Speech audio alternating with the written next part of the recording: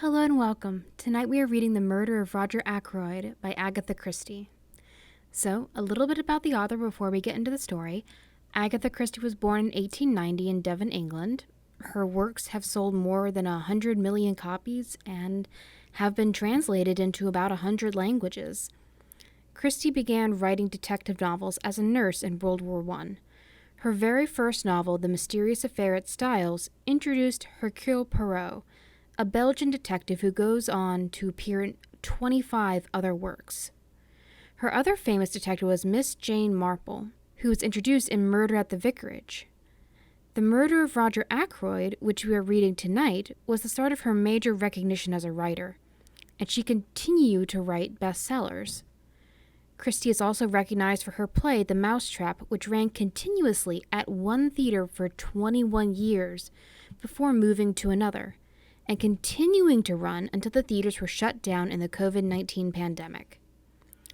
So, the story we are reading tonight is The Murder of Roger Ackroyd. This novel is narrated by Dr. James Shepherd and opens with Dr. Shepherd and his sister discussing the recent death of an elderly widow who may or may not have poisoned her husband. So, let's get into the story, shall we? The Murder of Roger Ackroyd. Chapter 1. Dr. Shepherd at the breakfast table. Mrs. Ferris died on the night of the 16th and 17th September, a Thursday. I was sent for at 8 o'clock on the morning of Friday the 17th, but there was nothing to be done. She had been dead some hours. It was just a few minutes after 9 when I reached home once more. I opened the front door with my latchkey and purposely delayed a few moments in the hall, hanging up my hat and the light overcoat that I deemed a wise precaution against the chill of an early autumn morning. To tell the truth, I was considerably upset and worried. I was not going to pretend that at that moment I foresaw the events of the next few weeks. I emphatically did not do so, but my instinct told me there were stirring times ahead. From the dining room on my left there came the rattle of teacups and the short, dry cough of my sister, Caroline. "Is that you, James?" she called.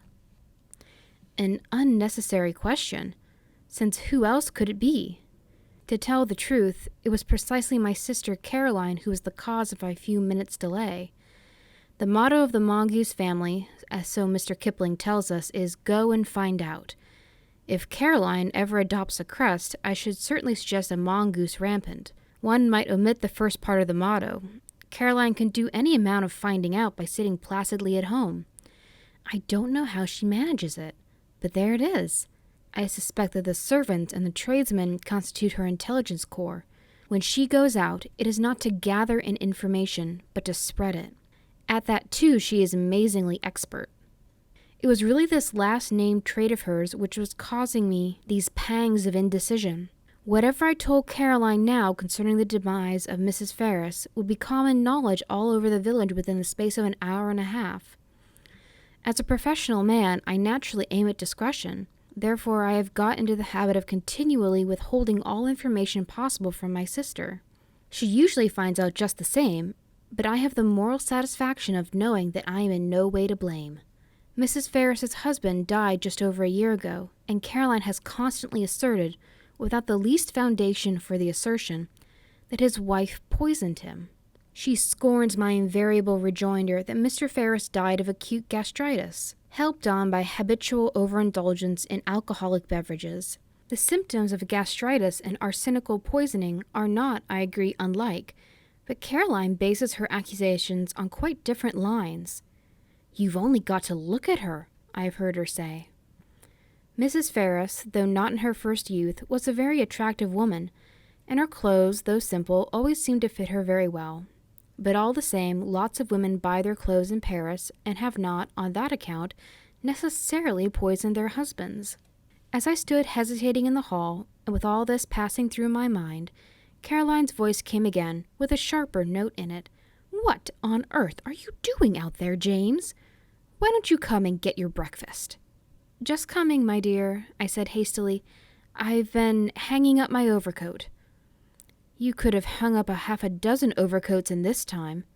She was quite right. I could have. I walked into the dining room, gave Caroline the accustomed peck on the cheek, and sat down to eggs and bacon. The bacon was rather cold. "You've had an early call," remarked Caroline. "Yes," I said. "King's Paddock, Mrs. Ferris." "I know," said my sister. "How did you know?" "Annie told me." Annie is the house parlor maid. A nice girl, but an inveterate talker.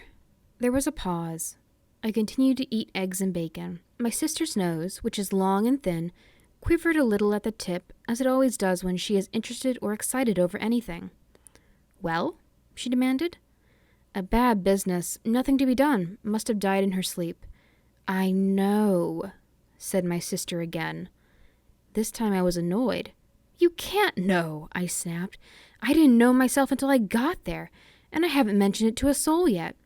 If that girl Annie knows, she must be clairvoyant." "It wasn't Annie who told me. It was the milkman. He had it from the Ferris's cook." As I said, there is no need for Caroline to go out to get information. She sits at home and it comes to her. My sister continued. "What did she die of? Heart failure?" "Didn't the milkman tell you that?" I inquired sarcastically. Sarcasm is wasted on Caroline. She takes it seriously and answers accordingly. "He didn't know," she explained. After all, Caroline was bound to hear sooner or later. She might as well hear it from me. "She died of an overdose of Veronal. She's been taking it lately for sleeplessness. Must have taken too much." "Nonsense," said Caroline immediately. "She took it on purpose. Don't tell me." It is odd how, when you have a secret belief of your own which you do not wish to acknowledge, the voicing of it by someone else will rouse you to a fury of denial. I burst immediately into indignant speech. "There you go again," I said, rushing along without rhyme or reason. "Why on earth should Mrs. Ferris wish to commit suicide? A widow, fairly young still, very well off, good health, and nothing to do but enjoy life. It's absurd." "Not at all. Even you must have noticed how different she has been looking lately. It's been coming on for the last 6 months. She's looked positively hag-ridden. And you've just admitted that she hasn't been able to sleep." "What is your diagnosis?" I demanded coldly. "An unfortunate love affair, I suppose." My sister shook her head. "Remorse," she said with great gusto. "Remorse?" "Yes. You never would believe me when I told you she poisoned her husband, but I'm more than ever convinced of it now." "I don't think you're very logical," I objected. "Surely if a woman committed a crime like murder, she'd be sufficiently cold-blooded to enjoy the fruits of it without any weak-minded sentimentality, such as repentance." Caroline shook her head. "There probably are women like that, but Mrs. Ferris wasn't one of them. She was a mass of nerves. An overmastering impulse drove her on to get rid of her husband because she was the sort of person who simply couldn't endure suffering of any kind. And there's no doubt that the wife of a man like Ashley Ferris must have had to suffer a good deal." I nodded. "And ever since she's been haunted by what she did. I can't help feeling sorry for her. I don't think Caroline ever felt sorry for Mrs. Ferris whilst she was alive. But now that she has gone where, presumably, Paris frocks can no longer be worn, Caroline is prepared to indulge in the softer emotions of pity and comprehension." I told her firmly that her whole idea was nonsense. I was all the more firm because I secretly agreed with some part, at least, of what she had said. But it is all wrong that Caroline should arrive at the truth simply by a kind of inspired guesswork. I wasn't going to encourage that sort of thing. She will go round the village airing her views, and everyone will think that she is doing so on medical data supplied by me. Life is very trying." "Nonsense," said Caroline, in reply to my strictures. "You'll see, 10 to 1 she's left a letter confessing everything."